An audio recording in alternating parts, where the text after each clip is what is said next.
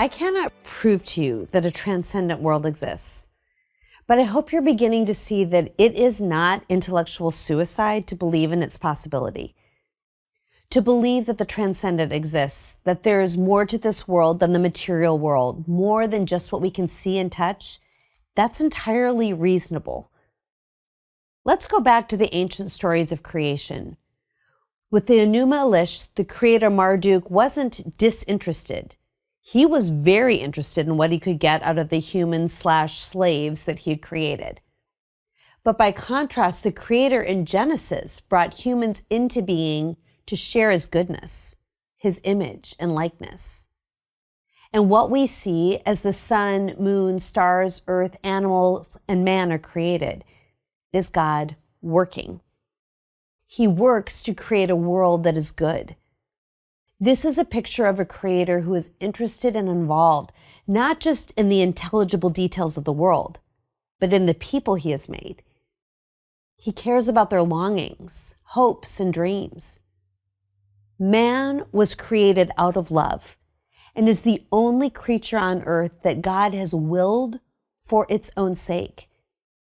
This means that man was not created to be used, to be a pawn, or to be a workhorse. And what is true of mankind in general is true of you. God created you and declared that your existence alone, your raw self, was a delight to him. God created a beautiful, orderly garden and placed the crown of creation, man, into it. In the midst of that paradise, God walked with Adam and Eve, and far from being disinterested, he was present to them.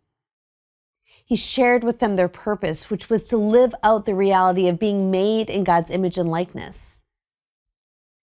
There are three ways in which man reflects God's image: that we labor, we love, and we rest. God worked to bring about creation. They were to work in the garden and tend it. The labor of creating was one of the ways man and women were to reflect the God who made them. And this was to be achieved by a balanced approach to work. Work wasn't a way to notch up honors or achievement. It was a way in which they could feel satisfied with doing things that had meaning and impact. Hands got dirty, effort was expended, and the results bloomed and were beautiful, and this gave a sense of fulfillment.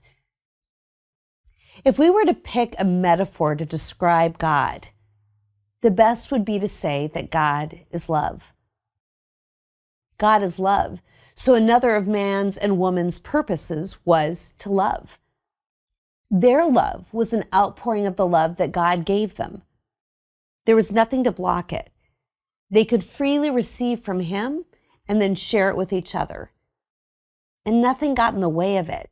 Not game playing or posing or manipulation or jealousy. Even though Adam and Eve were naked, nothing was hidden, all was fully exposed, they didn't feel shame. Imagine that. A world in which you, exactly as you are, nothing added to you to make you look better or polished up, was enough. The intimacy experienced in the garden was unlike anything we've tasted. God modeled labor and love for Adam and Eve, and he also modeled rest. After 6 days of creation, we read that God rested. Adam and Eve weren't God's workhorses. He wanted them to experience the delight of meaningful work, the abiding sense of belonging and safety that comes from healthy relationships, and the knowledge that rest is not a reward for getting everything done. It's evidence that man and woman are not slaves. They are actually children who are cared for by a loving father. And so they can lay down the tools and the tasks because ultimately they're not in charge. They don't have to hold it all together. It isn't all up to them.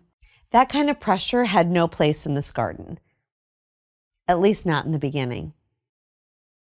But Adam and Eve were not alone in the garden.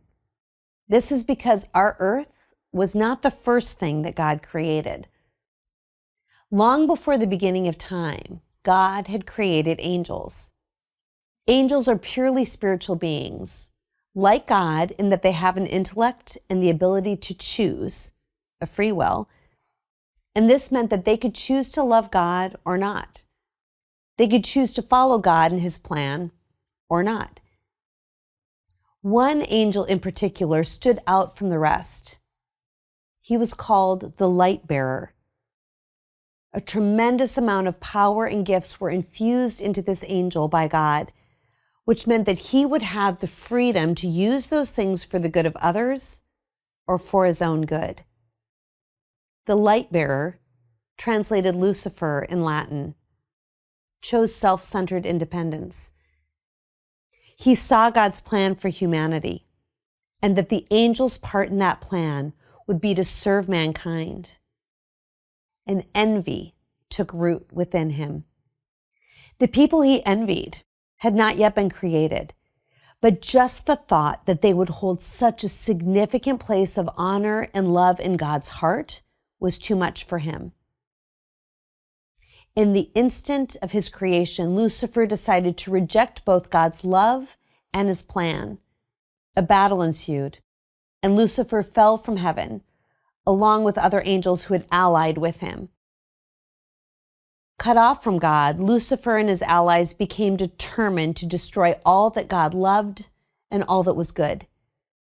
He was no longer a light bearer. He became known as Satan, which means the adversary. He had to wait, but he was ever watchful, waiting for his opportunity. When God placed Adam and Eve in the garden, Satan watched. When the right moment presented itself, he'd come in disguise. If he wasn't to enjoy the paradise of heaven, then he'd do his best to make sure no one else did either.